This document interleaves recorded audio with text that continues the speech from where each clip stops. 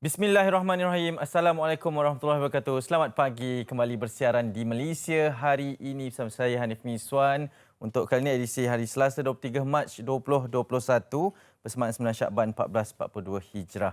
Diam tak diam 20 hari sahaja lagi untuk kita menjelang ke arah bulan Ramadan. Dan pastinya persediaan dan juga persiapan boleh dilakukan bermula dari sekarang. Segala peringatan dan juga persediaanlah itu yang paling penting untuk kita sama-sama raikan. Banyak sekali perkongsian akan kami bawakan di Malaysia hari ini pada pagi ini. Dan tentunya anda bertemankan kami semua sebenarnya. Ada juga yang bekerja dari rumah, saya di studio. Dan untuk itu saya ingin menyapa rakan setugas saya. Kalau semalam Fariha on bersama dengan saya dari rumah. Kali ini giliran rakan setugas seorang lagi iaitu Anim Izzati telah pun bersedia untuk menemani saya sepanjang 1 jam 30 minit ini. Anim, kalau dah bersedia. Assalamualaikum, selamat pagi. Waalaikumsalam Hanif. Ya, Apa khabar Hanif? Alhamdulillah. Anim sihat di rumah? InsyaAllah, Alhamdulillah sihat. Kita Ya. juga mengharapkan yang sama untuk penonton-penonton Malaysia hari ini kan. Kita harapkan anda juga berkeadaan sihat. Tidak kira lah, ada yang mungkin sama dengan saya bekerja dari rumah. Cuma hari ini termanya bersiaran dari rumah lah. Tapi apa pun, kita dari rumah pun insyaAllah boleh mulakan segalanya. Jadi pastinya kita mengharapkan yang terbaik. Macam Hanif cakap tadi, menjelangi Ramadan, perancangan dan sebagainya. Bukan itu sahaja, kita pun dah nak habis bulan Mac ni tau. Kan Hanif? Ya. Perasan tak perasan, kita dah nak habis bulan Mac. 23 Mac hari ini. Pastinya kita nak mulakan hari yang baru untuk bulan April nanti. Dan first quarter ataupun bulan pertama untuk 2021 ni dah pun kita selesaikan insyaAllah tak lama lagi. Jadi segala yang dirancang, yang belum dilaksanakan, yang belum dihabiskan, kita harapkan yang terbaik untuk anda semua insyaAllah. Ya, betul. Kalau nak imbas kembali, kalau pada tarikh ini setahun yang lalu kita semua baru di fasa awal lah menjalani perintah kawalan pergerakan. Masing-masing berada di rumah. Betul, kan? Setiap hari kita kekalkan ataupun kita nasihatkan satu sama lain untuk kekal berada di rumah, amalkan SOP segalanya baharu. Selepas tahun, ini masih lagi menjadi norma baharu bagi kita, tapi dengan sedikit Betul. kelonggaran dan juga persiapan yang rapi. Anim berada di rumah, bagaimana sebenarnya keadaan ataupun melihat kepada segala cerita, segala berita yang yang berlaku di Malaysia pada ketika ini? Ya, betul. Satu benda yang walaupun kita duduk di rumah, tapi kita memang sangat tangan ni orang kata tak lekang lah dengan apa yang berlaku. Media sosial sekarang ni lebih pantas kan dengan segala berita dan sebagainya. Kita tahu juga macam-macam yang terjadi di Malaysia itu sendiri. Sebab tu setiap hari kita melihat kepada setiap perkara yang kita lakukan ni takut kalau ianya kita sendiri yang terlibat. Tapi telah pun berlaku macam semalam kan, insiden kren tumbang yang berulang kembali berlaku di Lebuh Raya Sungai Besi Ulu Klang ataupun Lebuh Raya Suka, di mana itu juga menjadikan satu kejadian yang kalau Hanif, kalau kita nak katakan kita ni perlu berhati-hati di jalan raya, macam mana nak berhati-hati? Ya, Kan? ya. Kita tak pernah tahu bila insiden kren tumbang itu boleh berlaku sebagainya. Musibah itu kita tidak dapat menjangkakan. Ya. Orang kata berada di lebuh raya, okey, hati-hati bawa kereta dan sebagainya.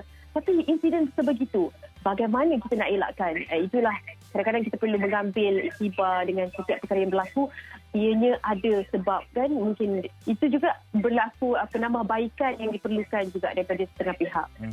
Betul, daripada lebuh raya yang kerap berulang itu antara key point yang boleh kita kongsikan juga dan telah pun diarahkan serta-merta akan kita bicarakan sebentar saja lagi. Tapi sebelum tu Anim, jom kita imbas ataupun kita lihat kembali seperti biasa statistik harian berkenaan dengan COVID-19 yang perlu juga kita ikuti perkembangannya. Jangan kita lupakan mungkin sekarang banyak sekali kelonggaran dalam tempoh Perintah Kawalan Pergerakan Bersyarat dan juga Perintah Kawalan Pergerakan Pemulihan ini. Masih lagi 4 angka kes yang berlaku dari semalam menurut pengumuman dilaporkan oleh Kementerian Kesihatan Malaysia. 1,116 kes baharu, manakala kes sembuh 1,495 dan menjadikan jumlah kes keseluruhan 156,000 kes semalam. Dan boleh kita kongsikan juga jumlah kematian sebanyak 5 kematian yang berlaku manakala di negeri Perlis sehinggalah ke negeri Johor, Kelantan, Terengganu, Pahang, Sembilan, Labuan, Sabah dan Sarawak juga membabitkan kesemua 15 kluster telah pun tamat semalam dilaporkan. Tetapi harus diingatkan juga ada 5 kes kematian baharu dengan kadar kematian yang dicatatkan pada ketika ini pada kadar 0.37%. Ini perincian setakat 22 Mac 2021 dan suka untuk kita ingatkan, suka untuk sekali lagi kita maklumkan bahawa ialah semalam pun banyak aktiviti telah pun kembali dilangsungkan dan masih lagi dengan perihal kluster baharu yang boleh juga kita Betul. ingatkan jangan sesekali lupakan tanggungjawab sebagai mengingati pelbagai jenis SOP yang telah pun diberikan walaupun ada sikit kelonggaran. Kan Ani kan? Betul, betul. Ya. Kelonggaran yang diberikan ni berikutan dengan kes baru yang kita lihat angkanya melandai lah. Kita melihat apabila setiap kelonggaran yang diberikan dari aspek premis, perniagaan, ekonomi dan sebagainya itu adalah kerana kes harian dan kes kematian. Begitu juga dengan kes aktif semakin lama semakin menurun. Sukan juga diberi peluang banyak kelonggaran ya Hanif. Kita Betul. melihat baru-baru ini. Ada kemasukan semalam, kita dah bincangkan kemasukan kembali penonton. Semalam pun saya sempatlah menendang bola buat pertama kalinya selepas beberapa bulan tak menendang bola. Jadi ada peraturan yang sangat ketat lah. Betul, melepas rindu nak sepak bola walaupun sekejap je, banyak berjalan dari berlari kerana dah lama tak main bola. Okey Anim, kita mulakan dengan perkongsian di Dada Akhbar seperti biasa. Mungkin awak boleh mulakan di berita harian. Okey, saya akan mulakan dengan apa yang menarik di berita harian terlebih dahulu. Berkaitan dengan kita ceritakan tentang kes COVID-19 dan sekarang ini kita tahu fasa yang orang kata fasa menjumpai salah satu solusi atau perisai kita iaitu penjumpaan vaksin, dan sekarang ini lebih 300,000 individu yang telah pun disuntik vaksin. Ini juga berkaitan dengan program imunisasi kebangsaan yang menjadikan kerajaan sediakan dana 10 juta ringgit kepada mereka yang memberikan impak ataupun kesan sampingan program pelalian. Itu yang diumumkan oleh kerajaan, dana 10 juta disediakan untuk individu ada kesan sampingan program pelalian. Bantuan khas penerima alami mudarat vaksin. Ini juga dilihat salah satu inisiatif untuk kerajaan memberikan jaminan. Selain daripada itu, melihat kepada sekarang ini tidak ada lagi kes-kes yang menunjukkan mudaratnya selepas suntikan vaksin dan kesan sampingan selepas suntikan vaksin diberikan kepada mereka yang telah pun berlalu fasa pertama ini untuk suntikan vaksin. Dua jenis vaksin yang telah pun diberikan juga tidak ada memberikan kesan sampingan untuk meyakinkan lagi rakyat bantuan khas diberikan jika alami mudarat ataupun kesan sampingan selepas suntikan vaksin diberikan kepada kita. Jadi apa lagi yang ingin dipertikaikan kan? Salah satu benda yang kita harus faham adalah betapa pentingnya imuniti kelompok yang perlu diwujudkan dalam kalangan kita untuk meneruskan ekonomi. Bukan sahaja itu, untuk kembali kepada keadaan asal Malaysia sebelum ini, insyaAllah. Ya, betul. Baik, Haris. Itu di berita harian. Saya mulakan ataupun saya kongsikan juga perincian di harian Metro. Ini berkenaan dengan apa yang diperkatakan sebentar tadi. Kejadian yang sangat menyayat hati juga membimbangkan rakyat Malaysia terutamanya apabila kerja pembinaan diarah henti serta-merta akibat daripada dentuman yang menggegar. Kejadian komponen krain gantri jatuh di tapak binaan lebuh raya bertingkat Sungai Besi, Ulu Klang, SUKE Jalan Alam Damai pagi semalam yang meragut 3 nyawa manakala seorang cedera dianggap menakutkan. Seorang saksi yang dikenali sebagai Eng berusia 30-an maklumkan dia melihat komponen itu tiba-tiba jatuh sebelum menghempak sebuah kereta manakala dua pekerja kontrak pula jatuh dari ketinggian hampir 40 meter. Bunyi dentuman kuat turut menggegarkan kawasan sekitar menyebabkan ramai yang terpinga-pinga dan keluar rumah bagi melihat apa yang berlaku. Kalau kita lihat gambar-gambar yang dikongsikan juga di halaman kedua dan ketiga ini secara menyeluruh ekstensif dikongsikan. Ada arahan tugas serta-merta ini dari Menteri Kanan Kerja Raya Datuk Seri Fadilah Yusof yang turun ke Padang sendiri melihat kejadian dengan mata kasarnya, mengatakan bahawa pihak pemaju juga sudah diarahkan untuk mencari jalan alternatif memandangkan penduduk di sebuah pangsapuri berdekatan tidak punya jalan raya lain untuk masuk ke kediaman itu. Dan ini akan terus dilakukan siasatan bagi mencari punca sebenar sehinggalah ianya boleh diadakan ataupun dilakukan tindakan yang menyuruh. Tragedi berulang, undang resah masyarakat dan di laporan halaman kedua dan ketiga ini turut dilaporkan berkenaan dengan permintaan dari Persatuan Pengguna Jalan Raya Kebangsaan PPJK untuk mengkaji punca kekerapan nakhas tapak pembinaan bukan sahaja di SUKE tetapi di kesemua tapak pembinaan yang sedang berlangsung maupun yang bakal berlangsung ataupun bakal diadakan pada bila-bila masa saja lagi. Ini diluahkan atas sebab ianya masih lagi dalam prospek ataupun kadar berulangnya kejadian ini. Okey, jadi boleh baca di harian Metro ini dan dapatkan untuk paparan dan juga perincian selanjutnya. Anim? Ya, baik. Itu berkaitan dengan insiden semalam yang berulang.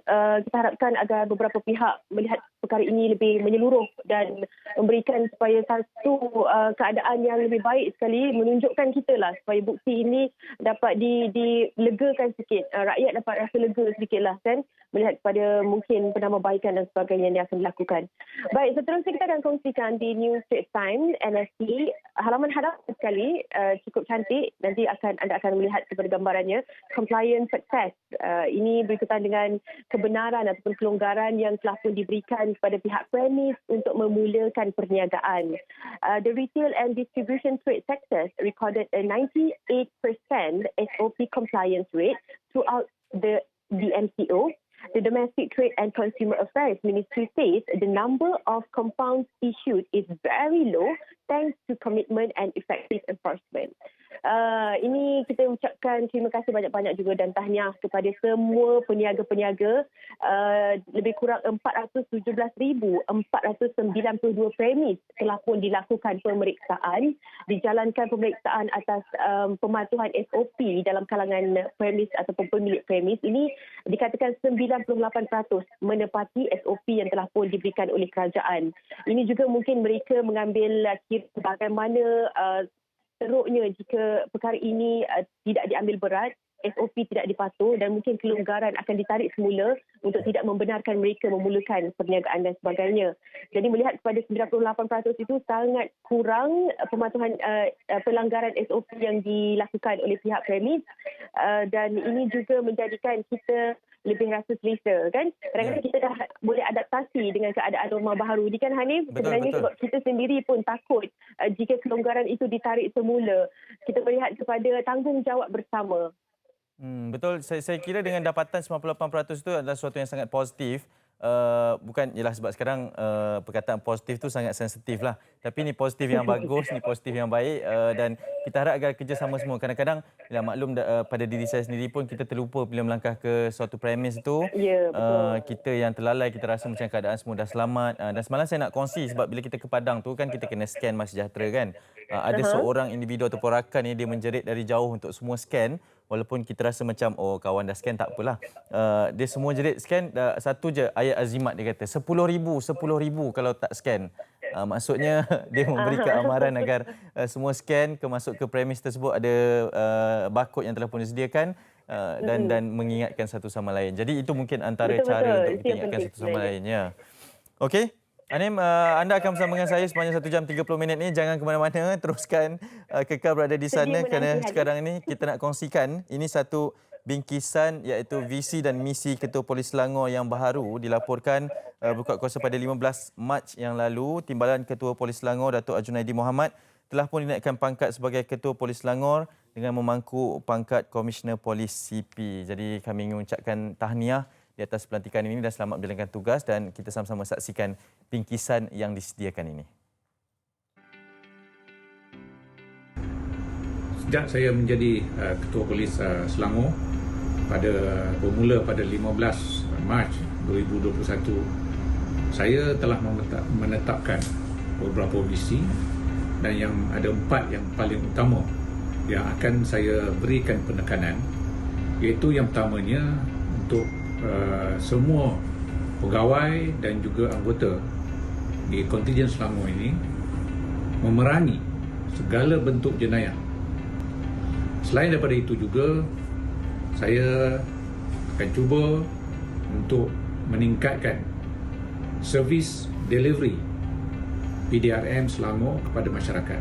Apa yang akan cuba kita lakukan adalah untuk kita meningkatkan lagi perkhidmatan, mutu perkhidmatan kita dalam segala bentuk, terutama sekali dari segi kualiti siasatan, kerana kita faham bahawa masyarakat sentiasa mengharapkan pihak polis dapat menentukan mereka yang melakukan jenayah untuk kita bawa ke muka pengadilan.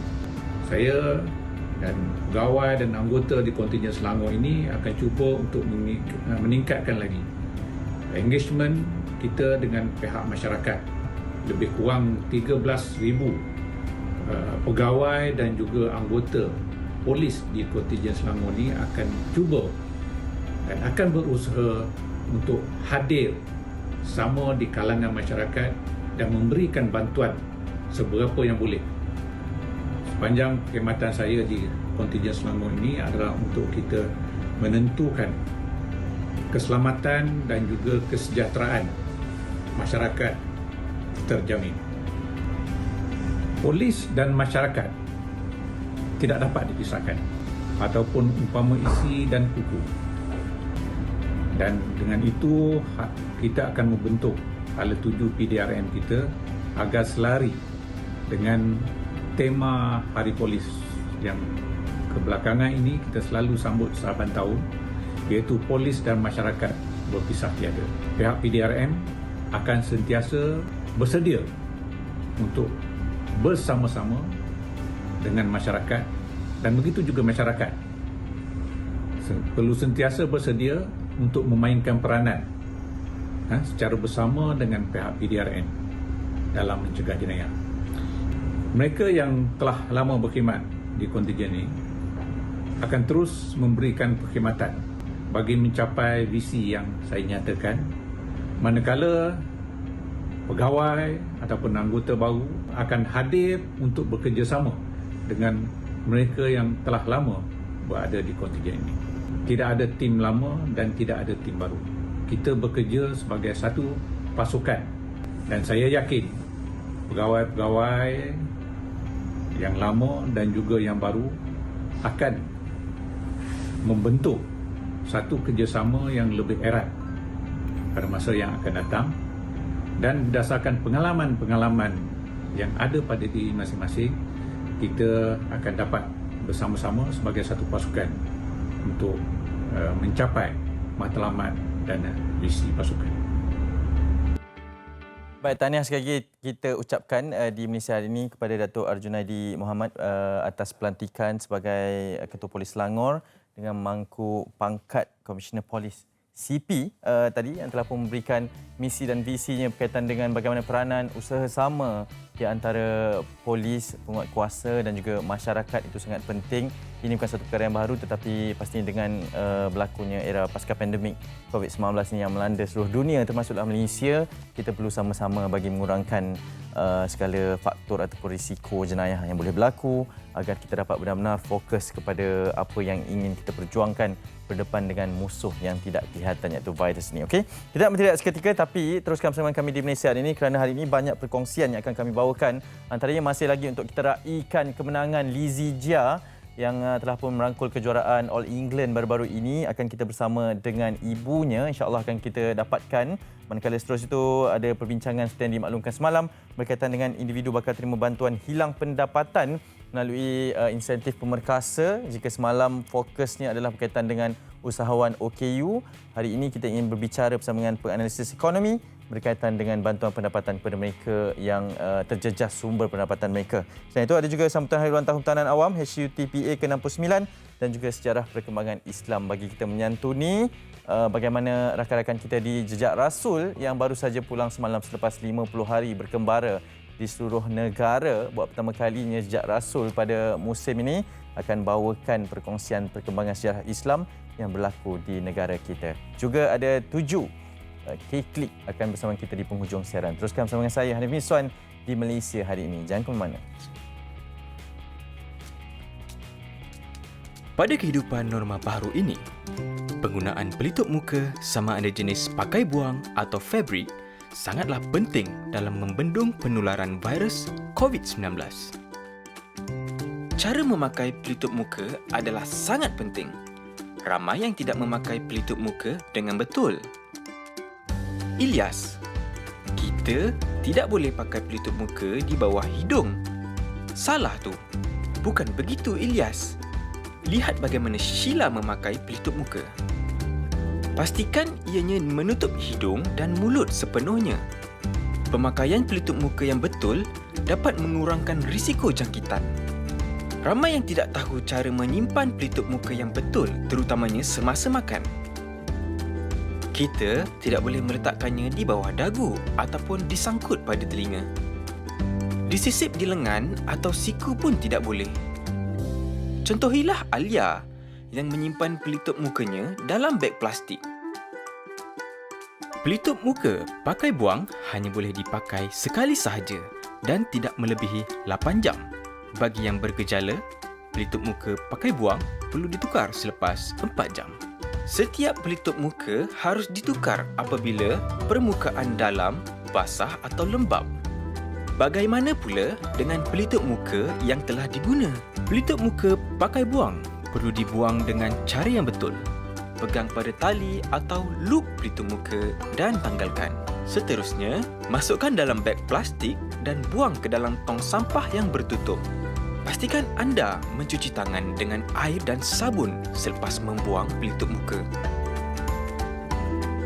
Manakala, pelitup muka fabrik perlu dibasuh dengan sabun pencuci sekurang-kurangnya sekali dalam sehari. Jangan lupa untuk sidai dan keringkan. Selesai. Mudah sahaja kan? Pemakaian pelitup muka perlulah mengikut kesesuaian keadaan. Sheila, pelitup muka tidak perlu dipakai sekiranya kita memandu kereta bersendirian.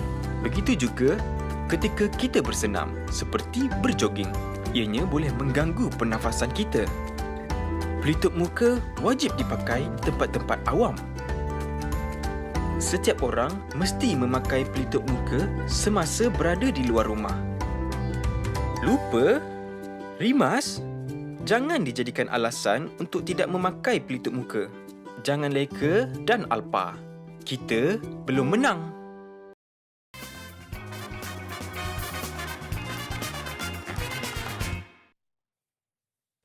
Baik, kembali bersama kami di Malaysia hari ini untuk kita bawakan kepada anda pelbagai lagi perkongsian menarik seperti yang saya maklumkan start tadi. Kita ingin kongsikan ini satu lagi kejayaan yang perlu diraikan secara sepenuhnya. Ini berkaitan dengan kemenangan Lizzie Jia di kejohanan All England. Jadi kita saksikan terlebih dahulu bagaimana ataupun satu bingkisan yang disediakan berkenaan dengan perjalanan Lizzie Jia dalam kariernya dan juga kejayaan menjuarai All England baru-baru ini. Jom sama-sama kita saksikan. Dilahirkan tanggal 29 Mac 1998, Lizzie Jia adalah pemain badminton Malaysia yang telah meraih pelbagai kejuaraan. Cahaya mata kepada Lee Ji Hin dan Liu Siat Peng, seorang guru dan bekas pemain bola keranjang antarabangsa. Seawal 5 tahun, Zijia mula diperkenalkan ibu bapanya dengan sukan badminton ini. Dia mendapat pendidikan awal di Sekolah Jenis Kebangsaan Cina SJKC Ket Hua di Alustar, Kedah. Hasil daripada pencapaian cemerlang dalam pertandingan badminton bawah umur 12 tahun, dia telah menyambung pelajarannya di Sekolah Sukan Bukit Jalil. Bermula pada tahun 2015, Zijia berjaya memenangi kejohanan badminton terbuka remaja di negeri Perak dan Selangor. Tahun demi tahun, dia sentiasa memperolehi kejayaan dalam sukan badminton. Jadi itulah kejuaraan pertama untuk Lizzie Jia dalam dua penampilannya di seluruh England. 21 Mac 2021 pastinya menjadi tarikh yang tidak akan dilupakan anak jati negeri Kedah ini.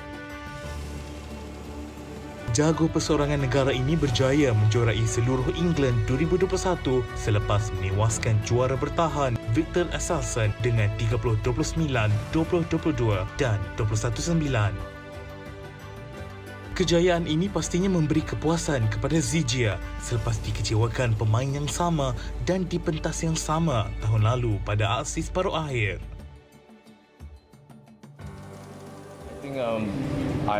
I also met with Victor Axelsen many times, and this is the fourth time we know each other very well also. And I think both of us also play a very good game. We have tried our best today and give out all out today.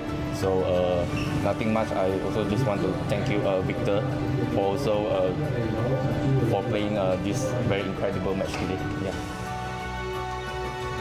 Berusia 23 tahun, Zijia muncul sebagai pemain pertama negara memenangi kejohanan berprestij itu selepas kali terakhir dimenangi bekas jago perseorangan negara Datuk Lee Chong Wei pada tahun 2017.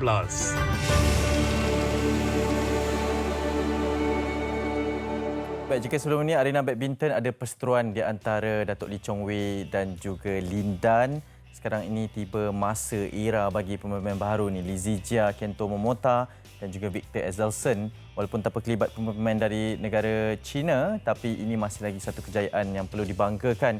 Kerana untuk recap, Lee Zijia ni menang apabila menumpaskan pemain nombor 1 dunia di peringkat suku akhir, kemudian menumpaskan pemain nombor dunia dan juga juara bertahan di peringkat final. Itu satu kejayaan yang sebenarnya sukar untuk kita kecapi dan menjadi menangi oleh Lee Zijia. Dan ada 6 pemenang dari Malaysia sebenarnya. Wong Peng Sun, Eddie Chong, Tan Aik Huang, Hafiz Hashim, Lee Chong Wei 4 kali dan juga Lee Zijia pada tahun ini 2021. Jadi seperti yang dijanjikan, kita ingin mendapatkan reaksi dari orang yang sangat dekat bersama dengan Lee Zijia. Kita tinggalkan Lee Zijia untuk berehat seketika. Sekarang ni kita bersama dengan ibunya, iaitu Liao Siat Peng, ibu kepada Lee Zijia. Selamat pagi.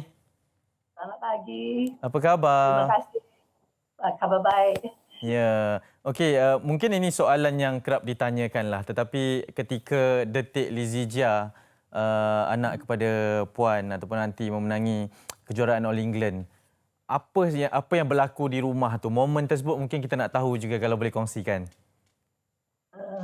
Memang kami sekeluarga amat gembira lah untuk dia atas kejayaan yang dicapai itu. Mungkin saya boleh kata kejayaan ini bagaikan satu hadiah istimewa lah bagi kami sekeluarga dan juga Zijia. Kita nak bertanya sebab kita faham Puan Liao Siat Peng juga merupakan seorang guru, juga merupakan seorang bekas pemain bola keranjang kebangsaan. Ya. Jadi ke mana tumpahnya kuah kalau tidak ke nasi? Dan bagaimana sebenarnya perjalanan Lee Zijia sebagai seorang pemain badminton? Beliau masih lagi muda sebenarnya, tetapi bermula seawal usia 5 tahun kalau tak silap saya. Jadi kenapa sukan badminton yang dipilih oleh keluarga Lee Zijia untuk Lee Zijia ini?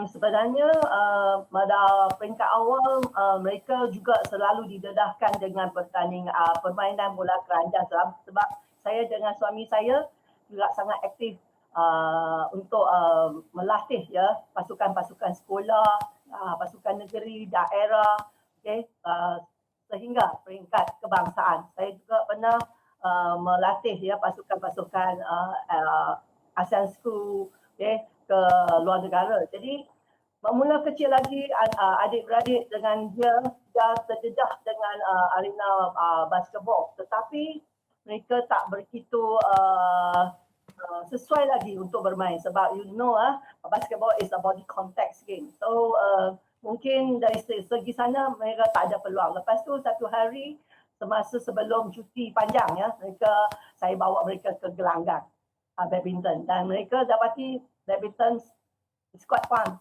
So saya pun rasa mereka perlulah untuk belajar, swimming, badminton, futsal, kadang-kadang saya bawa dia pergi main futsal, so he like it lah. Dia suka. Aunty, kalau kita nak tanyakan juga sebab apa komunikasi bersama dengan Lee Zijia sekarang? Sekarang difahamkan dah berada di Kuala Lumpur, sedang menjalani proses kuarantin, sedang berehat lah ya. Apa komunikasi bersama dengan Lee Zijia sekarang ni sejurus selepas dia menang? Sebab difahamkan sebelum menang tu ada satu artikel mengatakan bahawa beliau mengalami sedikit kemurungan lah, tewas di terbuka Thailand, prestasi agak kurang memberangsangkan, ada tekanan sebab beliau sekarang ni menjadi persorangan pertama negara, tekanan tu, bebanan tu tinggi. Apa komunikasi dan kata-kata yang diberikan semangat untuk Lee Zijia nanti? Sepanjang masa selepas dia balik daripada Thailand, kami telefon, dia hanya jawab dengan biasa sajalah. Dia kata anything else, ada problem tak? It's okay. I'm okay here. I'm okay. But cara dia menjawab itu kami merasai ada sesuatu yang tidak dapat diluahkan. Jadi saya pun stop. I told my husband we stop to call him again. Jadi itu satu masa ruangan untuk bagi dia lah untuk imbas kembali apa yang telah dilakukan dan dia memerlukan masa untuk memikir. Jadi kami hanya gunakan teks sajalah. Saya akan teks. Kalau selepas itu dia pergi ke Switzerland pun tiap-tiap game I teks. I text kata okay, good job, well done, keep it up. Okay, dan kata-kata semangat tu saya sampaikan. Dia hanya jawab, okay, thank you, that's all. Okay, selepas tu selepas dia menjuarai All England itu, dia telefon balik. Itu adalah telefon yang cukup bermakna untuk kami lah, bagi saya. Sebab itulah caranya, okay, dia menyampaikan mesej bahawa dia sudah mendapat ya apa yang dia inginkan. Okay, jadi saya bersyukurlah kepada semua pihak yang membantunya, okay, keluar daripada belenggu kemurungan itu. Okay, thank you everyone who support him. Ya, terima kasih kepada Puan Liao dan juga keluarga sebenarnya yang melahirkan seorang juara, mendidik dan membimbing sebenarnya bermula dari rumah. Terima kasih banyak-banyak kerana sudi berkongsi bersama kami. Sampaikan salam kami kepada Zijia juga, selamat berehat. Kalau ada kesempatan, boleh bersama dengan kami di Malaysia hari ini pula selepas ini. Puan, terima kasih banyak. Ya, sama. Selamat menjalankan tugas juga sebagai seorang guru, Puan Liao Siat Peng, ibu kepada Li Zijia yang sudi berkongsi. Ya, terima kasih yang sudi berkongsi bersama dengan kami sedikit pengalaman. Saya kira itu suatu pengalaman yang sangat memberi inspirasi lah bagaimana sebenarnya bangkit daripada kekalahan. Kita tahulah bila kalah itu, bila tewas itu membawa nama Malaysia dan kemudiannya berjaya menangi satu kejohanan antara kejohanan terulung di Malaysia. Bukan calang-calang, bukan semua pemain boleh menangi kejohanan All England ini. Hanya 6 sahaja dari Malaysia. Ini antara kejohanan badminton tertua di dunia sebenarnya, yang paling lama pernah diadakan dan kita mendapat juara baharu. Dan ini sebenarnya baru permulaan. Kita raikan kerana perjalanan Li Zijia sebenarnya masih lagi jauh di dalam mendominasi arena badminton dunia. Okey, kita tinggalkan seketika. InsyaAllah akan kita cuba dapatkan juga Zijia bersama dengan kita nanti di Malaysia hari ini. Tapi kita ingin teruskan dengan perkongsian di MSI. Ini berkaitan dengan inisiatif pemerkasa. Jika semalam kita kongsikan berkaitan dengan bagaimana agihan dan juga insentif yang diberikan kepada golongan OKU dalam menjana dan merancakkan kembali ekonomi mereka. Banyak sekali agihan yang diberikan juga. Pada pagi ini, pada hari ini, topik ataupun fokus kita adalah berkaitan dengan individu bakal terima bantuan hilang pendapatan daripada pemerkasa. Seramai 2.4 juta individu bakal menerima bantuan kehilangan pendapatan dengan nilai peruntukan sebanyak 1.2 bilion ringgit Malaysia bermula Jun ini. Untuk itu kita teruskan perbincangan bersama dengan Datuk Dr. Madeline Berma, penganalisis ekonomi yang telah pun berada bersama dengan saya di panggilan video. Selamat pagi, Datuk. Selamat pagi. Minta maaf suara serak sikit. Oh, okey, tak apa. Nampak seksi lah, kedengar seksi sedikit dari Datuk. Terima kasih kerana sekali lagi sudi bersama dengan kami. Saya Hanif Mison di studio pada pagi ini. Datuk, secara mukadimah pembukaannya, pendapat Datuk sendiri berkaitan dengan inisiatif pemerkasa yang telah pun diumumkan ini. Satu lagi bantuan, satu lagi inisiatif untuk merancakkan ekonomi. Adakah ianya disambut dengan sangat baik daripada sudut pandang seorang penganalisis ekonomi? Okey, terima kasih. Kalau kita lihat, boleh dengar? Boleh dengar? Boleh. Okey, kalau kita lihat, ada 5 inisiatif besar di bawah pemerkasa. Salah satunya ialah untuk memastikan agenda keterangkuman. Ya. Jadi dalam agenda keterangkuman ini ialah untuk memastikan rakyat Malaysia yang terkesan oleh COVID ini seperti kehilangan pekerjaan, seperti bisnes dia terganggu, maka bantuan ini diberikan untuk memastikan mereka ini dapat memulihkan semula ekonomi mereka, untuk mereka hidup semula, untuk mereka bangkit semula. Jadi salah satu daripadanya ialah bantuan hilang pekerjaan. Sebab ramai yang hilang pekerjaan.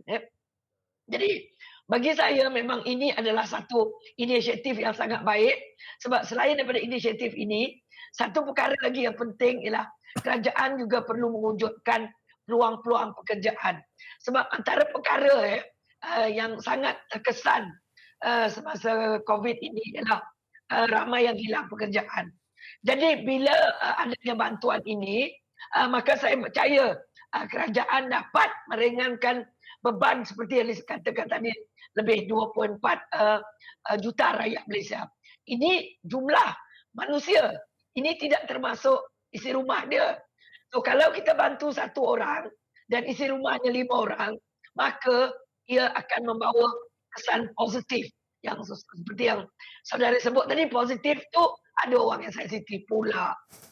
Bagi saya, sensitif itu janganlah sensitif sangat pasal COVID. Saya ni sorry sangat segak kalau tidak mesti dah main-main panjang tadi. Okey, itu dulu pandangan saya. Okey, kita tahu dengan inisiatif memberi bantuan kepada mereka yang hilang pendapatan.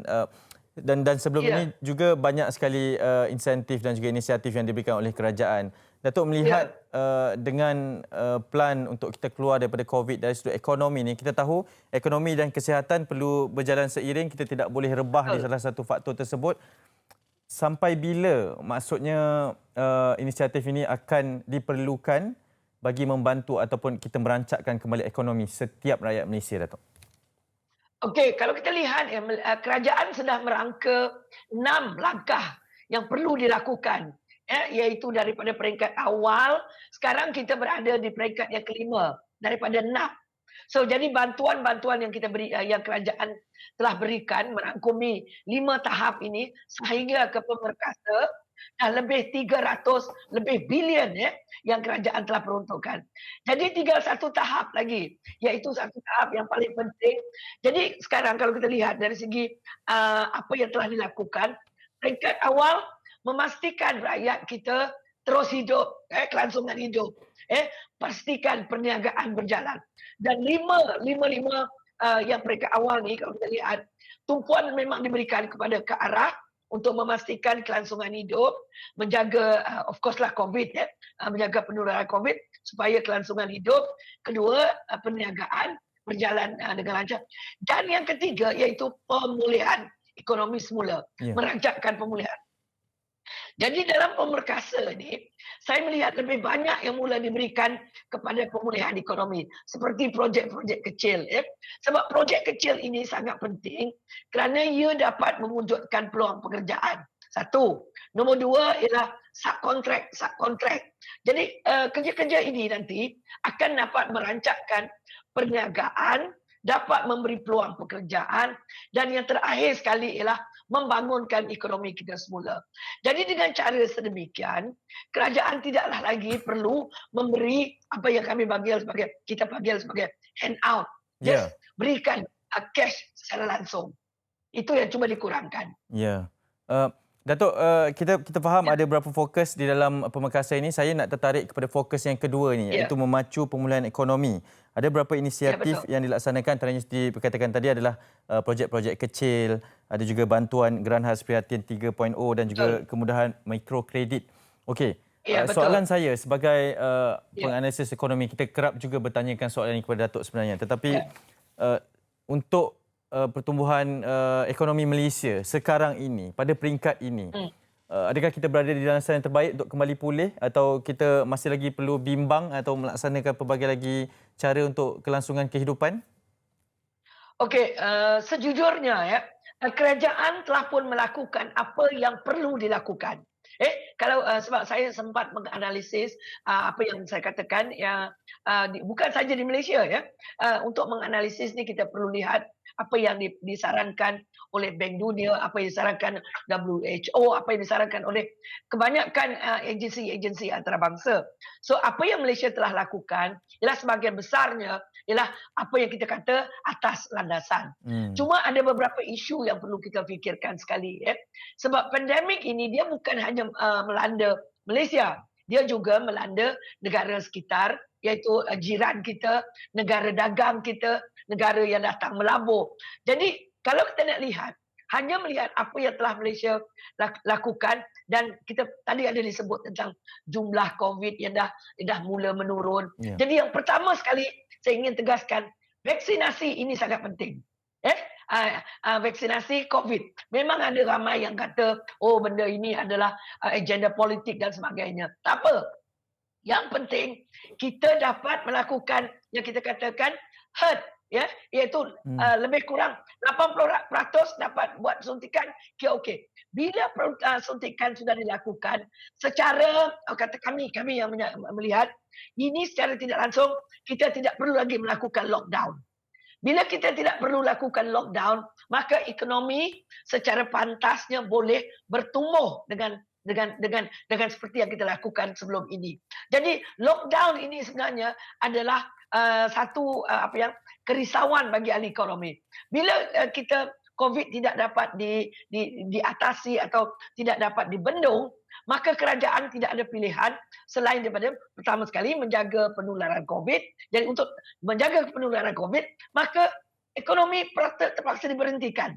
Maksudnya dari segi pengeluaran kita tak boleh lagi pergi pejabat, kilang tak boleh beroperasi. Dari segi penggunaan pula kita tak boleh pergi kedai dan sebagainya. Jadi bila vaksinasi ini sudah ada, maka saya yakin bahawa dengan adanya vaksinasi ini kita akan kembali pulih. Saya guna istilah pulih, bukanlah laju seperti dulu, tetapi ramai yang beramalkan kita ada sampai hujung tahun ni lah. Sebab kita masih lagi vaksinasi program kita. Betul. Saya ni dalam kategori belum dapat lagi ni. Ya, sama-sama Datuk. Datuk, terima kasih banyak-banyak Belum atas... lagi, ini muda.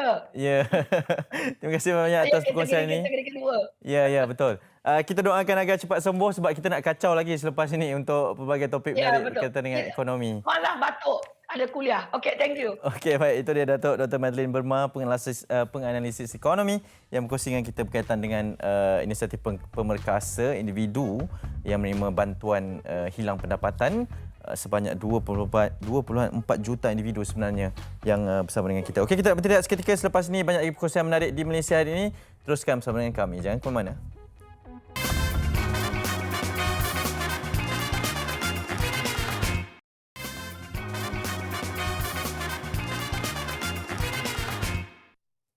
Kembali bersama kami di Malaysia hari ini, kita nak raikan anda semua untuk terus bersama dengan kami sepanjang siaran ini untuk kita bawakan pelbagai lagi perkongsian menarik.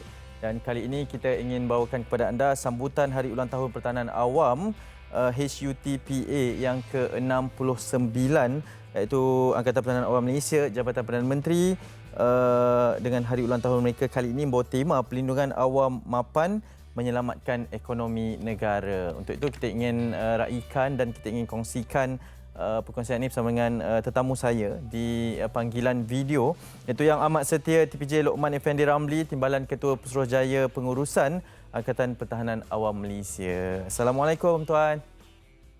Waalaikumsalam. Ya, apa khabar? Waalaikumsalam. Ya, salam sejahtera kepada semua warga Malaysia di mana juga berada. Ya. Dan terima kasih kepada MHI kerana memberi ruangan pada kita untuk ke udara bersama-sama secara live. Terima kasih. Dan saya sebenarnya ingin mengambil kesempatan pada pagi ini untuk menyampaikan salam daripada Ketua Pesuruhjaya Perkhidmatan Awam Malaysia, Yang Amat Setia Datuk Roslan Wahab yang tidak dapat bersama kita pada pagi ini. Terima kasih. Ya, Tuan. Waalaikumsalam. Terima kasih atas ucapan tersebut. Mungkin secara permulaannya kita nak kongsikan berkaitan dengan sambutan Hari Ulang Tahun Pertahanan Awam kali ini, kali ke-69. Dan difahamkan ini mungkin sambutan dengan norma yang baharu juga. Kita masih menyantuni ataupun ada kehadiran COVID-19 ini. Bagaimana sebenarnya perbezaan sambutan tahun ini? Silakan. Okey, terima kasih saudara pengacara. Ya, sebenarnya soalan ni banyak orang yang bertanya kepada kita lah. Yang kerana untuk makluman semua, sebenarnya pada tahun lepas 2020 kita sepatutnya mengadakan menyambut Hari Ulang Tahun Pertahanan Awam. Ya. Memandangkan pada tahun lepas mulai 18 Mac 2020 ketika itu dah pun dikuatkuasakan PKP. Maka kita terpaksalah melepaskan orang kata keinginan kita untuk membuat sambutan berkenaan. Jadi pada tahun ini alhamdulillah dengan komitmen semua pihak di mana-mana juga pun kita telah terpaksa mematuhi SOP. So pada kali ini sambutan Hari Ulang Tahun Pertahanan Awam ini dibuat dalam norma yang baru, di tempat yang baru juga.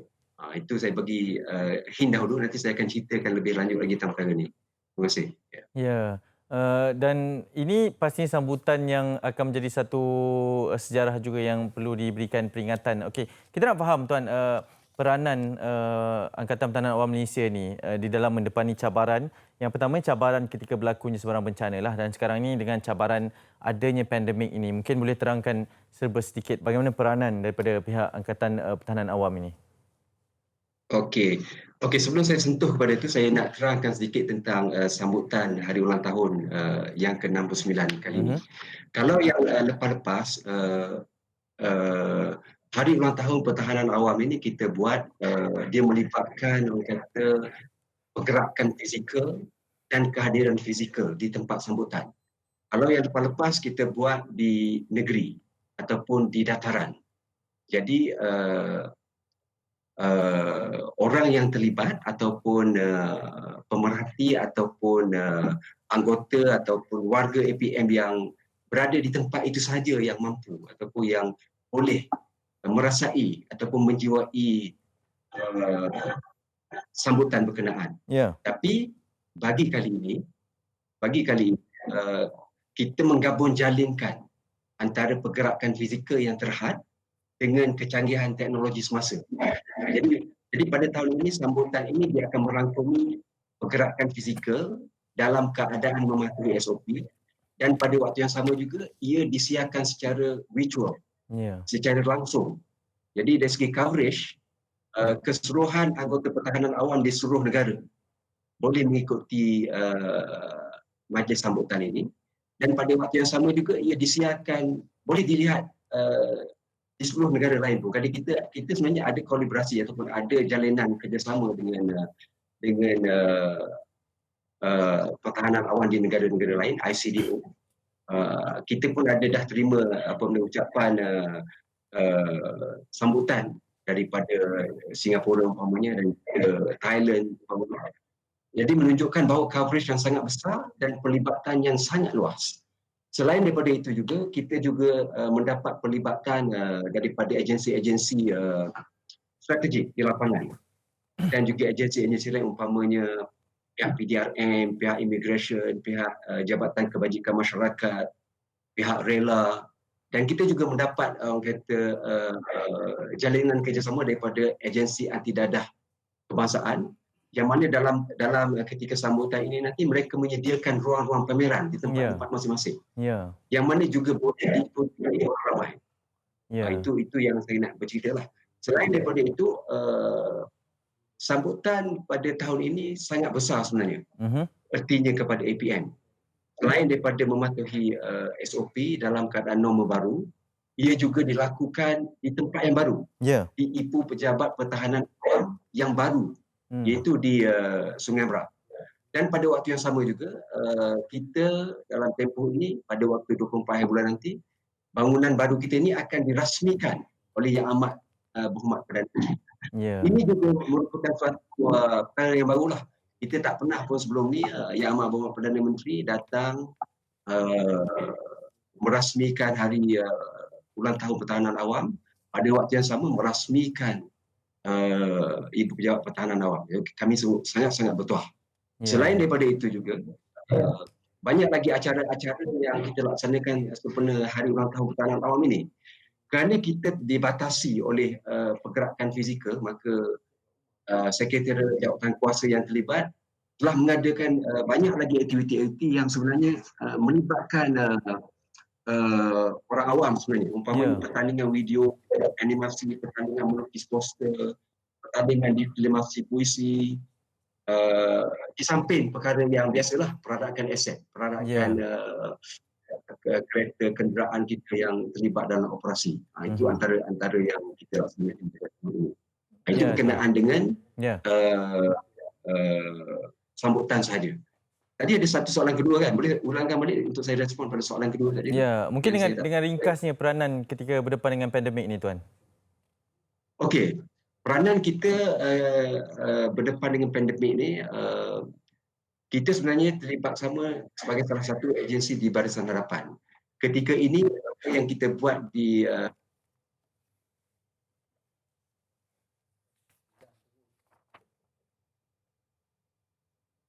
Ya, nampaknya kita mengalami sedikit masalah teknikal. Apapun atas perbincangan tadi, memang ingin dimaklumkan bahawa sambutan Hari Ulang Tahun Pertahanan Awam yang ke-69 akan berlangsung seperti yang dimaklumkan bermula esok. Ada proses ataupun majlis perasmian dan juga pelbagai lagi perisian yang menarik. Akan kita cuba berdapatkan dan kita bawakan sekali lagi, tapi itu serba sedikit berkaitan dengan sambutan tersebut dengan temanya Pelindungan Awam Mapan menyelamatkan ekonomi negara. Saya kira ianya akan berkaitan dengan ekonomi dan memastikan bahawa kita berjaya untuk kembali menjadi dan merancakkan kembali perjalanan ekonomi Malaysia. Okey.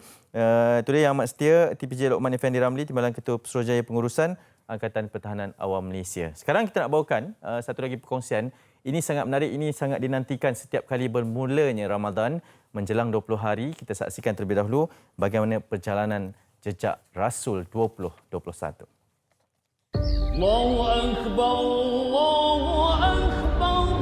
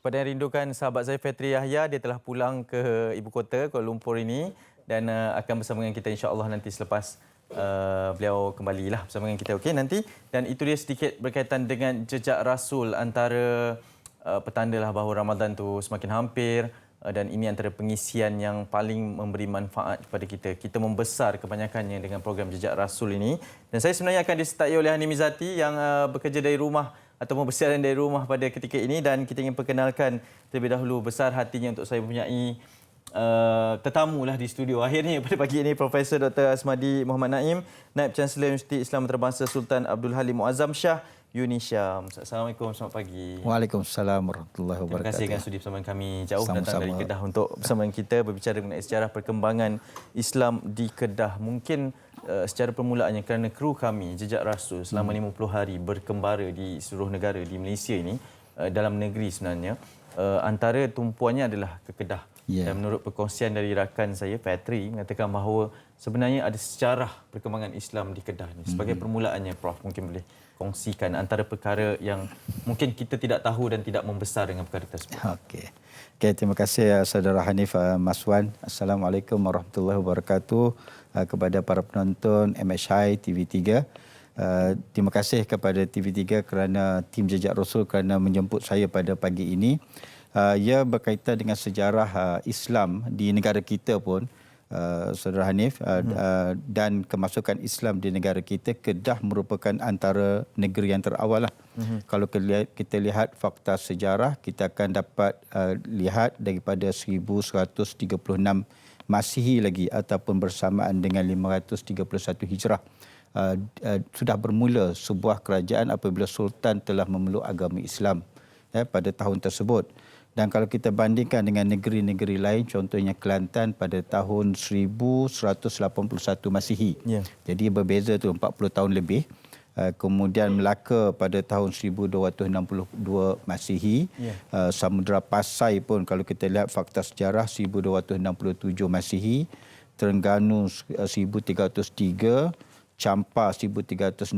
Jadi daripada fakta-fakta sejarah ini menunjukkan Kedah ni merupakan negeri yang terawal sebenarnya. Dan kita bandingkan jugalah dengan sebagai utara tu, Fatani dan sebagainya. Jadi walaupun begitu ada juga pandangan yang mengatakan lebih awal lagi. Lebih kurang abad ke-9 Masihi, pada 840 Masihi dah ada kerajaan di Aceh, Perlak. Jadi kalau kita lihat jajaran geografi tadi, dia sejajar dengan Kedah. Walau bagaimanapun, dapatan sejarah yang lebih tepat mengatakan Sultan Muzaffar Shah lah yang mula-mula pada tahun 1136 Hijrah yang disebut sebagai sebuah kerajaan Islam di negara kita ni. Jadi kalau kita lihat dalam catatan-catatan pedagang Arab, pengembara Arab, kita ada beberapa pencatat yang terkenal lah, antaranya yang disebut sebagai Ibnu Khurdadzibah. Ibnu Khurdadzibah ini nama sebenarnya Al-Qasim Ubaidullah bin Abdullah Khurdadzibah. Dia ada satu kitab antaranya Al-Masalik wal Mamalik. Begitu juga Abu Zaid As-Sirafi. Nama sebenarnya Abu Zaid Hasan bin Yazid As-Sirafi. Dia ada kitab contohnya Akhbarus Sin wal Hind. Ya, penceritaan berkaitan dengan China dan India. Jadi dalam kitab-kitab ini mencatatkan tempat-tempat yang disebut sebagai itulah sebenarnya Kedah yang ditulis oleh penulis-penulis ini. Yang hebatnya ini tahun mereka lebih kurang 844 Masihi. 844 Masihi, dan disebut yang Ibnu Khurdadzibah tadi dia menulis kitab geografi. Dan dalam yang Abu Zaid Sirafi tadi menceritakan tentang perjalanan merentasi Muhitul Hind disebut, ataupun Lautan Hindi menuju ke China. Jadi ini sejarah awal bagaimana telah dicatatkan oleh penulis-penulis geografi Islam pada waktu itu tentang bagaimana perjalanan mereka sehingga sampai ke Semenanjung Tanah Melayu ni. Ya, baik, itu satu pengenalan yang sebenarnya kalau saya sebagai penonton pun akan teruja lah untuk mengikuti perkembangan tersebut. Dan sebenarnya kalau ada rakan setugas saya Anim Izzati bersedia untuk sama-sama dengan kita dalam sesi ataupun topik perbualan kita pada kali ini, iaitu sejarah perkembangan Islam di Kedah. Kalau dah bersedia nanti mungkin boleh sapa saja kami. Baik, terima kasih Hanif. Ya, Hanif dapat dengarkan saya ke? Boleh, saya boleh dengar. Silakan. Okey, terima kasih Hanif. Assalamualaikum Prof. Waalaikumsalam warahmatullahi. Apa khabar Prof? Sihat ya? Alhamdulillah. Alhamdulillah. Prof, mungkin sebab kita berbicara tentang kedatangan Islam di antara negeri yang terawal kan, Kedah merupakan negeri yang terawal. Jadi pastinya berikutan dengan kajian yang dilakukan dan juga pakar arkeologi juga menjumpai antara bukti-bukti yang membuktikan sebenarnya bagaimana kesan-kesan yang didapati untuk membuktikan yang negeri Kedah ni antara yang terawal menerima kedatangan Islam. Mungkin Prof boleh huraikan, boleh berkongsi dengan kami semua, apakah antara bukti yang dijumpai yang dikatakan Kedah itu antara negeri terawal menerima kedatangan Islam. Okay. Terima kasih saudari Anim dan betul catatan yang kita buat apabila kita mengatakan ada dua pandangan tadi. Ada mengatakan dalam sejak abad ke-9 dan ada yang mengatakan tidak selepas itu abad ke-11. Dia berdasarkan kepada beberapa penemuan dah. Contohnya antara penemuan artifak. Ada sekeping batu di Gunung Jerai yang tercatat perkataan nama Ibn Sirdan yang tu disebut pada tahun 829 Masihi. Jadi lebih kurang 214 Hijrah. Jadi dah dekat lagi tu 200 tahun daripada zaman Nabi SAW. Jadi 829, tetapi adakah dia menggambarkan kewujudan kerajaan Islam ataupun tidak dapat dipastikanlah. Kemudian penemuan sebuah artifak mata wang perak di Lembah Bujang. Tercatat nama Khalifah Daulah Abbasiyah Al-Mutawakkil. Tahun pemerintahan beliau 847 Masihi sehinggalah ke 860 lebih lah. Jadi kita nampak di situ bagaimana adanya mengatakan seolah lebih awal, tetapi tidak dapat dipastikan juga. Kemudian Al-Mas'udi dalam catatan dia mengatakan sebenarnya dah ada 200,000 lebih kurang orang-orang Islam Arab dan Parsi yang berpindah daripada Canton ataupun masa dulu namanya Kamfu dan yang nama sekarang dia Guangzhou di China yang berpindah ke arah Semenanjung Tanah Melayu setelah berlaku pergolakan politik lah. Dan juga ada penemuan batu nisan pada tahun 904 Masihi yang tercatat pada batu nisan tadi 904 Masihi milik Syekh Muhammad Abdul Qadir Ibn Hussein Shah di Tanjung Inggeris pada tahun 1962. Jadi ini yang menggambarkan bagaimana interaksi itu sudah ada. Cuma daripada manuskrip sejarah, contohnya dari di At-Tarikh Silsilah Negeri Kedah tadi, tetap menunjukkan bahawa Islam tadi dibawa masuk oleh seorang syekh yang disebut sebagai Syekh Abdullah Yamani.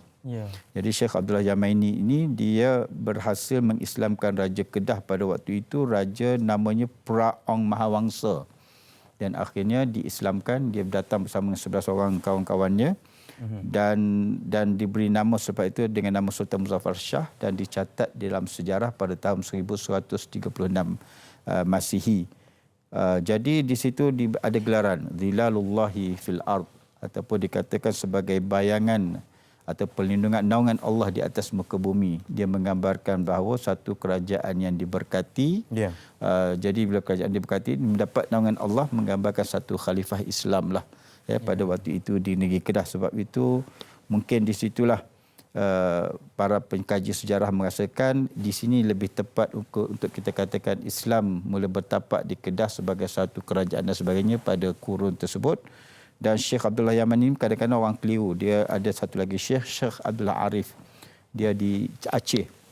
Tetapi mengikut pengkaji contohnya Syekh almarhum Wan Muhammad Saghir. Mereka mengatakan ini dua orang yang berbeza, bukan orang yang sama.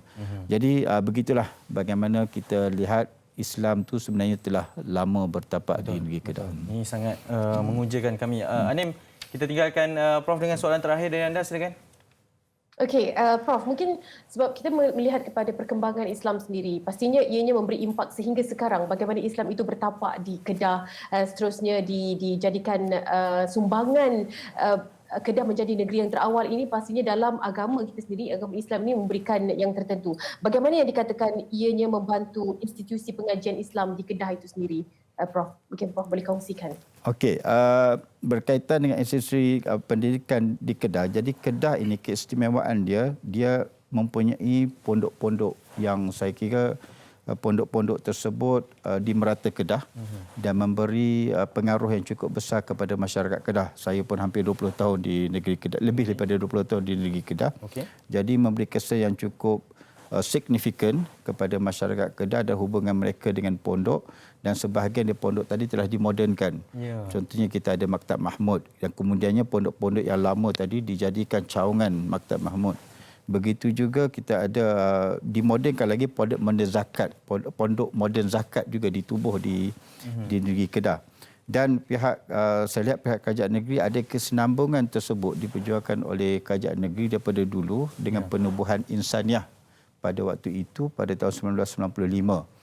Dan selepas pada itu dinaik taraf kepada Kolej Islam Negeri menjadi Queen College University, dan selepas itu dinaik tarafkan lagi menjadi UNISYAM, Universiti Islam Antarabangsa Sultan Abdul Halim Muazzam Shah. Yang mana universiti ini merupakan universiti yang komprehensif, yang dia ada medicalnya, ada teknologi, ada hospitality dan culinary dan sebagainya. Dan gagasan kerajaan negeri Kedah membawa satu gagasan pelan pembangunan negeri Kedah sehingga 2035 dan dikaitkan dengan Cordoba of Kedah. Cordoba of Kedah yang mana kita nak jadikan kalau di pusat kemakmuran di Europe pada satu ketika Cordoba. Kalau kita mengkaji sejarah Cordoba. Jadi Cordoba of Kedah jadi menjadikan pusat kemakmuran yang menjadi anchor dia kalau diizinkan, yang menjadi anchor tunjang dia itu nanti merupakan UNISYAM, bukan bermaksud UNISYAM ataupun Universiti Islam Antarabangsa Sultan Abdul Halim ini sahaja yang akan menguruskan, tetapi kita bekerjasama dengan universiti awam yang ada sekitar Kedah dan juga pendidikan. Bukan kita menjurus pendidikan sahaja, kita akan melihat kepada sains, teknologi dan agama tadi kita gabung jalinkan.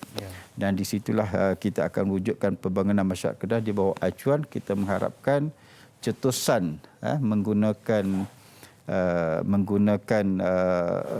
kepakaran-kepakaran yang ada ini dan satu gagasan Cordoba of Kedah dapat diwujudkan di negeri Kedah insya-Allah. Sebenarnya sangat menarik perkembangan ini bermula daripada antara yang terawal tamadun Islam itu sehinggalah ke sekarang. Saya kira ianya melengkapi satu progres perjalanan. Insya-Allah akan kita kongsikan lagi dalam perjalanan jejak Rasul. Anim Zati juga masih bersama dengan saya, insya-Allah nanti kita akan bawakan. Tapi terima kasih kepada Profesor Dr. Asmadi Muhammad Naim, Naib Chancellor Universiti Islam Antarabangsa Sultan Abdul Halim Muazzam Shah ataupun UNISYAM yang sudi bersama dengan kita.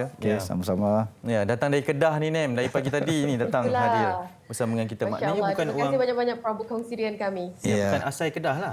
Tapi dah bermastautin di sana. Bermastautin di Kedah cukup lama. Ya, sebab Lizzie Jia tadi pun orang Kedah, maksudnya ni pun dari Kedah, maksud kita santuni rakan-rakan dari utara Ramai kita. orang Kedah ni.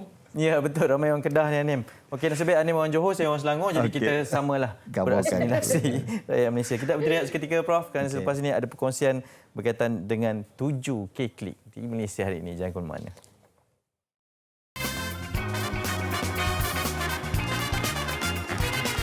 Baik, itu jiwa pusing dari 7 K-Klik antara nuklean terbaru yang dipertaruhkan. Kita tahu ini antara persediaan ataupun perancangan terbaru mereka. Dan kita inginkan dengarkan kerana kita tahu sebelum ini lagu Gila telah pun diangkat di Anugerah Jurulagu ke-35. Ada juga perinciannya, samalah mereka ini perjuangan muzik ataupun seni hip hop ini dengan rapnya. Jadi kita ingin bersama dengan 7 K-Klik bersedia bersama dengan saya di panggilan video.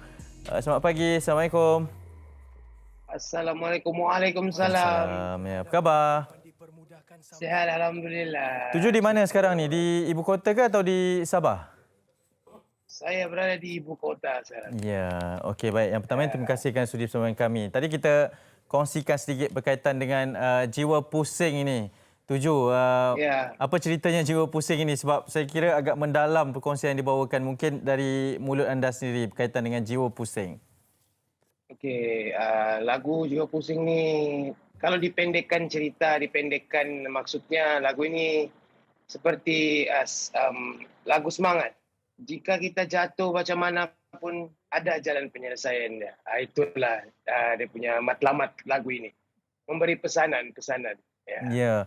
Kalau dari sudut secara peribadinya, sebab saya ada terbaca satu artikel mengatakan bahawa ini satu perjalanan kehidupan dari 7 sendiri. Mungkin ada yang ingin dikongsikan 7 dengan karya Jiwa Pusing ini. Ya betul. Jiwa Pusing ini memang ada kena mengena dengan perjalanan hidup saya selama ini. Tetapi lagu Jiwa Pusing ini menceritakan cerita saya pada tahun 2018-19 begitu. Yeah. Di mana saya jatuh, di mana saya duduk di kerusi kehidupan, di mana saya pun tidak dapat melihat kecerahan masa depan di waktu itu. Tetapi Allah tu adil, Allah tu maha kuasa, dan saya tidak putus asa dan terus berjalan membuat muzik. Alhamdulillah, saya di sini. Ya. Dan perjalanan itu, sebab kami sedang tayangkan beberapa gambar 7 bersama dengan Loka dan juga perjalanan tentang kejayaan-kejayaan rakan-rakan anda juga, termasuklah anda. 7 melihat kepada pertaruhan Jiwa Pusing ini, adakah ianya harapan yang tinggi untuk sekurang-kurangnya sekali lagi menggegar persada industri hiburan tempatan? Sekiranya diizinkan Allah, diberikan rezeki, diberikan peluang, ya, sekiranya diberi pentas yang tinggi atau sebagainya, saya hanya mampu berkata syukur alhamdulillah, saya terima, dan saya tidak menyimpan apa-apa harapan di lagu ini, tetapi saya cuba sehabis baik untuk memberi pesanan ataupun matlamat yang baik di dalam lagu. Ya, 7 mungkin boleh kongsikan, sebab saya dengarkan tadi sedikit berkaitan dengan lagu Jiwa Pusing ini. Apa sebenarnya bait-bait ataupun lirik yang mendalam bagi anda untuk kita kongsikan? Mungkin ianya kena mengena dengan kehidupan anda, tetapi mungkin juga boleh ada kaitan dengan kehidupan orang untuk memberikan inspirasi supaya apabila kita jatuh, kita boleh bangun, dan mungkin ada liriknya yang boleh disampaikan juga, 7. Ya, kalau kita boleh dengar, kalau mungkin kamu belum dengar ataupun yang sudah dengar, pastinya di chorus. Ya. Chorus itu di jantung lagunya. Ya, kalau kita boleh lihat, jiwa pusing, semakin dalam, hati gundah terganggu, semakin runsing. Air mata malam, bunyinya tak berlagu. Sekarang pusing, hayati dalam hati. Itu pun di lirik di chorus itu pun boleh melihat yang apa-apa pun jangan takut. Teruskan berjalan, percaya kepada diri. Jangan berhenti mencuba, teruskan berjalan. Apa-apa pun bidang kamu lalui, apapun bidang kamu lakukan, ya pasti ada jalannya, pasti ada rezeki, pasti percayalah. Ya. InsyaAllah itu harapan kami semua juga buat 7, Loka dan juga keluarga K-Klik. 7, yang terakhirnya sedikit pesanan anda juga berkaitan dengan dan boleh kongsikan juga perjalanan perancangan karier selepas ini, apa yang 7 ingin lakukan dan apa perancangan selepas ini menurut anda?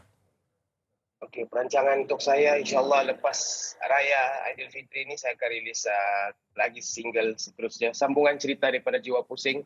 Dan insyaAllah saya akan rilis album. Dan insyaAllah juga saya akan rilis lagu bersama Lokabi dan MK dalam masa dekat ini insyaAllah. Tiada lagi perancangan yang ingin saya sampaikan kepada yang sentiasa menyokong K-Klik 7 dan 7 Loka. Terima kasih, teruskan menyokong. Semoga kamu dimurahkan rezeki. Amin. Dunia dan akhirat.